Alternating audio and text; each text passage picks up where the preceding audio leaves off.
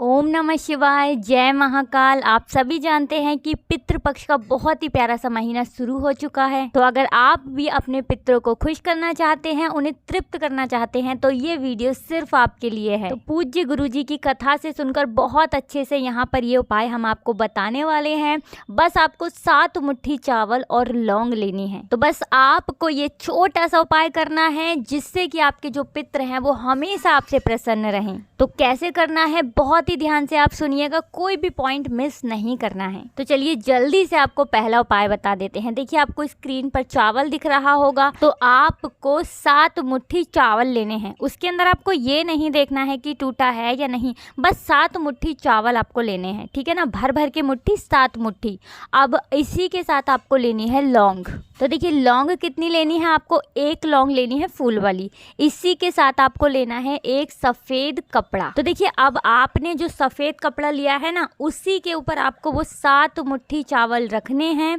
और वो जो एक लौंग ली थी, ठीक है ना, फूल वाली लौंग, वो भी आपको उसी चावल के अंदर बीचों बीच में दबा देनी है। अब आपको उस कपड़े की पोटली बना लेनी है, जिस कपड़े के अंदर आपने 7 मुट्ठी चावल डाले हैं और एक लौंग रखी है, ठीक है ना। अच्छे से आपको पोटली को बांध देना है और इस पोटली को आपको अपने घर में ऐसी जगह पर रखना है जहाँ पर भी आप इसे अच्छे से छुपा कर रख सकते हैं। तो पूरे घर में कहीं पर भी आप इस पोटली को रख सकते हैं, लेकिन छुपा कर आपको रखनी है, ठीक है ना। कहीं पर भी आप रख दीजिए, लेकिन अब ये करना कितने दिन है, कितने दिन तक ये पोटली छुपा कर रखनी है, तो 7 दिन तक। पूरे पितृपक्ष के दौरान 7 दिन तक आपको ये पोटली छुपा कर रखनी है। अब देखिए वो पोटली जब 7 दिन तक आप अपने घर में रख लेंगे, तो 7वें दिन, ठीक है ना, 7वें दिन ही आपको वो पोटली उठाकर किसी मंदिर के पास ले जानी है। अगर आपके घर के आसपास महादेव का मंदिर है तो बहुत ही उत्तम है। अगर महादेव का मंदिर आपके घर के आसपास नहीं है, तो किसी भी मंदिर में आप अपने घर के आसपास जो भी सबसे पास मंदिर हो, वहाँ पर भी ये उपाय आप कर सकते हैं। तो ठीक है, आपको मंदिर में जाना है इस पोटली को लेकर। अब जब आप मंदिर में पहुँच जाएंगे, तब आपको अपने पितरों का स्मरण करना है। उनका ध्यान करते हुए आपको ये पोटली मंदिर में किसी भी स्थान पर चुपचाप रख देनी है। तो देखिए इस उपाय को जब आप करते हैं तो कोई भी पितृदोष कभी आपको नहीं लगता है, और अगर लगा हुआ है तो बहुत ही जल्दी दूर हो जाता है। गुरुजी द्वारा बताया गया बहुत ही अचूक उपाय है दोस्तों। तो चलिए अब जल्दी से आपको दूसरा उपाय भी बता देते हैं, जो आपको पितृपक्ष के दौरान करना है। तो देखिए ये वाला उपाय भी आपको लौंग से करना है। इस उपाय को करने से आपके जो पितृ हैं वो हमेशा आपसे प्रसन्न रहेंगे। तो देखिए बहुत ही सरल उपाय हम बताते हैं। हम जो भी उपाय बताते हैं ज़रूरी नहीं है कि आप वो सारे के सारे करो। अगर हम 3 उपाय बता रहे हैं या 4 बता रहे हैं, तो जो भी उपाय आपको सबसे सरल और ईजी लगे ना, आप वही उपाय किया करो। तो देखिए इस उपाय को करने के लिए आपको कितनी लौंग लेनी है गिन करके, ठीक है ना, गिन लीजिएगा। 5 लौंग आपको लेनी है फूल वाली, बिल्कुल भी टूटी फूटी एक भी लौंग उसके अंदर नहीं होनी चाहिए। इसी के साथ आपको बनाना है आटे का एक दीपक, आटे का दिया जिसे बोलते हैं, ठीक है ना। तो आटे का जो दिया दीपक आप बनाएंगे, वो आपको ऐसा बनाना है 4 मुखी, जिसमें 4 लौ लगाते हैं ना, इस टाइप का आपको दिया बनाना है। अब आपने जो आटे का दिया लिया है, आटे का दिया बनाया है, उसके अंदर आपको शुद्ध देसी घी भरना है गाय का, ठीक है ना। और जो 4 बाती आपने लगाई हैं, वो चारों की चारों बाती आपको जलानी है। तो देखिए दीपक अभी जलाना नहीं है, हमने आपको बताया है कि दीपक की चारों बातियां आपको जलानी है। लेकिन कहाँ जलानी है? महादेव के मंदिर यानी कि शिवालय में। आपके घर के आसपास जहाँ पर भी शिव जी का मंदिर हो, वहाँ आप जाइए, वो 5 लौंग लेकर, और जो एक दीपक आटे का आपने शुद्ध देसी घी भर के तैयार किया है, जिसके अंदर आपने 4 बाती लगाई हैं, 5 लौंग, एक देसी घी का दीपक, आटे वाला, दोनों चीज़ें लेकर आपको शिवालय में जाना है, ठीक है ना। और वहाँ पर आपको, तो देखिए जब आप शिवालय में पहुँच जाएंगे, उसके बाद जो 5 लौंग आपने ली थी, वो पाँचों की पाँचों लौंग आपको उस दीपक के अंदर डालनी है। और चारों बाती, ठीक है ना, 4 बाती हमने कहा था कि 4 बाती आपको जलानी है। चारों बाती आपको अपने पितरों का स्मरण करते हुए, उनका ध्यान करते हुए, ठीक है ना, आर्य माँ नाम लेते हुए। तो देखिए आर्य माँ जो हैं वो हमारे पितृ देवता हैं। तो देखिए पितरों का नाम यदि आपको याद नहीं है तो ऐसे में आपको पितरों के देवता आर्य माँ का नाम लेकर वो दीपक की चारों बाती जलानी है। संपूर्ण जीवन में आपको कभी भी पितृदोष परेशान नहीं करेगा। बड़े से बड़ा पितृदोष भी आपके जीवन से समाप्त हो जाएगा और जैसे ही आपके जीवन में पितृदोष दूर होगा आप देखेंगे कि आपकी जो समस्याएं हैं, चाहे वो किसी भी चीज़ से जुड़ी हो, धन से जुड़ी हो, स्वास्थ्य से जुड़ी हो, कलेश से जुड़ी हो, मतलब कलेश आपके घर में होता है, सारी की सारी समस्याएं आपकी दूर होती चली जाएंगी। तो दोस्तों अभी तक हमने 2 उपाय की बात कर ली है, अब जल्दी से तीसरे उपाय की तरफ बढ़ लेते हैं। तो देखिए ये वाला उपाय भी आपके पितरों को प्रसन्न करेगा और आपके जीवन के जो कष्ट हैं उनको दूर करेगा। तो देखिए पितरों को प्रसन्न करने के लिए आपको ये तीसरा वाला उपाय ज़रूर करना चाहिए। तो आपको स्क्रीन पर एक तांबे का लोटा दिख रहा होगा, ऐसा ही लोटा आपको लेना है तांबे का। तो देखिए उपाय करना कब है? पितृ पक्ष के दौरान। वैसे तो पूरे पितृपक्ष के दौरान करना है, लेकिन अगर आपने हमारी पहले की वीडियोस नहीं देखी हैं तो कोई बात नहीं, अब बाकी के जितने दिन बचे हैं ना उन दिनों में आपको ये पितृपक्ष में उपाय ज़रूर करना चाहिए। तो देखिए आपको तांबे का लोटा लेना है और अपने घर का शुद्ध जल आपको उसके अंदर भरना है।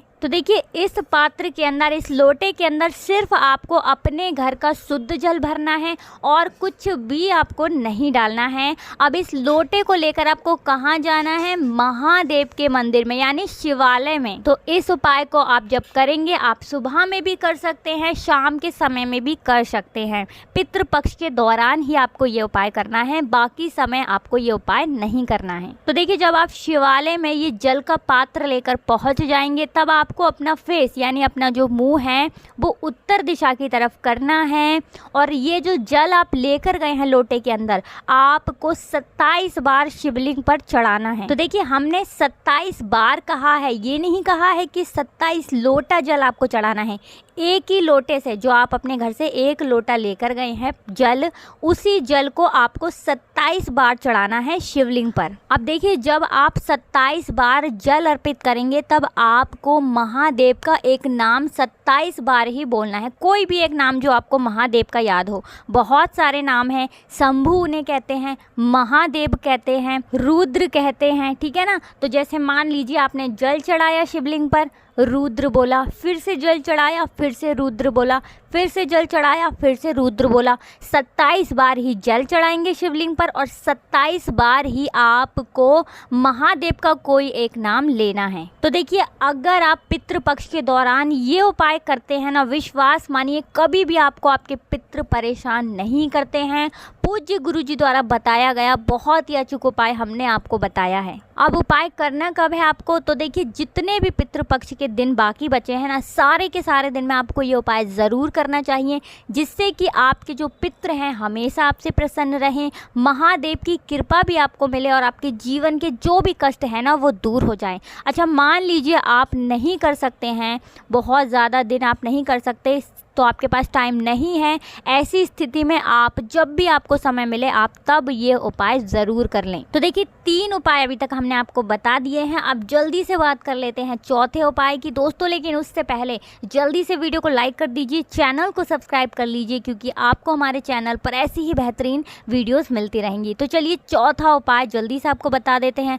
आपको स्क्रीन पर एक बेलपत्र दिख रही होगी, तो देखिए स्क्रीन पर आपको बेलपत्र दिख रही है ना, ऐसी ही सुंदर सी प्यारी सी बिना टूटी फूटी बिना खंडित वाली बेलपत्र हरी सी हमें लेनी है। अब इसी के साथ आपको गिन करके 3 चावल लेने हैं, जिसे हम अक्षत बोलते हैं। जो टूटा हुआ चावल नहीं होता है ना, उसी को अक्षत बोलते हैं, आप लोग जानते ही होंगे। तो 3 चावल के दाने लेने हैं। इसी के साथ आपको काले तिल के थोड़े से दाने भी लेने हैं, थोड़ा सा काला तिल भी आपको लेना है। तो देखिए बेलपत्र, ठीक है ना, बेलपत्र आपने ले लिया, 3 चावल के दाने ले लिए, और क्या बताया था हमने आपको? काले तिल चुटकी भर, ठीक है ना। अब इन तीनों चीज़ों को आपको एक तांबे के लोटे के अंदर डालना है। अब इसके बाद आपको अपने घर का शुद्ध जल उसके अंदर भरना है, और उस जल को जब आप भर लेंगे, सारी चीज़ उसके अंदर डाल लेंगे, उसके बाद आपको अपने घर के प्रत्येक रूम में, यानी आपके घर में जितने भी कमरे हैं, 1 2 3 4 जितने भी कमरे हैं ना, सभी जगह पर आपको जाना है। छत पर भी जाना है, आपके घर का जो बरामदा है, बालकनी है, हर जगह आपको जाना है। सिर्फ आपको वॉशरूम में नहीं जाना है, ठीक है ना। अब इसके बाद आपको ये लोटा लेकर जाना है महादेव के मंदिर में, ठीक है ना, शिवालय में आपको जाना है। अब जब आप शिवालय में पहुंच जाएंगे तो आपको अपना फेस किधर की साइड रखना है, उत्तर दिशा की तरफ, ठीक है ना। उत्तर दिशा की तरफ आपको अपना फेस करते हुए सारा का सारा जल आपको शिवलिंग के ऊपर चढ़ाना है। नाम कौन सा लेना है, अवधूतेश्वर महादेव। तो नाम आपको ध्यान रखना है, अवधूतेश्वर महादेव के नाम से सारा का सारा जल आपको शिवलिंग पर समर्पित कर देना है। विश्वास मानिए, आप ये उपाय करते हैं तो महादेव की कृपा भी आपको प्राप्त होती है और आपके जो पितृ होते हैं ना, हमेशा आपसे प्रसन्न रहते हैं और कभी भी आपके जीवन में कोई कष्ट, कोई दुख तकलीफ नहीं आती है। और अगर आपके जीवन में कोई भी पितृदोष लगा है ना, तो वो बड़े से बड़ा पितृदोष भी दूर हो जाता है। इसी के साथ जैसे ही पितृदोष दूर होता है ना,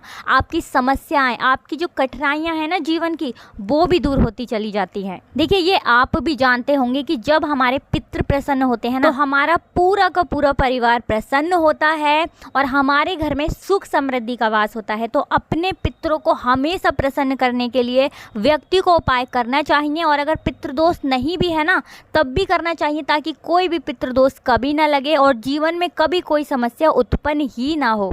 तो दोस्तों, आज की वीडियो में हमने आपको बहुत ही सरल और अचूक उपाय बताए हैं जो पूज्य गुरुजी द्वारा बताए गए उपाय हैं। हमें पूरा विश्वास है कि आपको उपाय ज़रूर अच्छे लगे होंगे, समझ में ज़रूर आए होंगे। उसके बाद भी अगर आपको कोई भी बात हमसे पूछनी है, कोई उपाय समझ में नहीं आया है, तो कमेंट सेक्शन में आप पूछ सकते हैं। हम तुरंत ही बहुत जल्दी आपको उसका रिप्लाई कर देंगे। तो दोस्तों, वीडियो को लाइक ज़रूर कर देना, चैनल को सब्सक्राइब कर लेना और इसी के साथ कमेंट सेक्शन में हर हर महादेव लिखना बिल्कुल भी मत भूलना।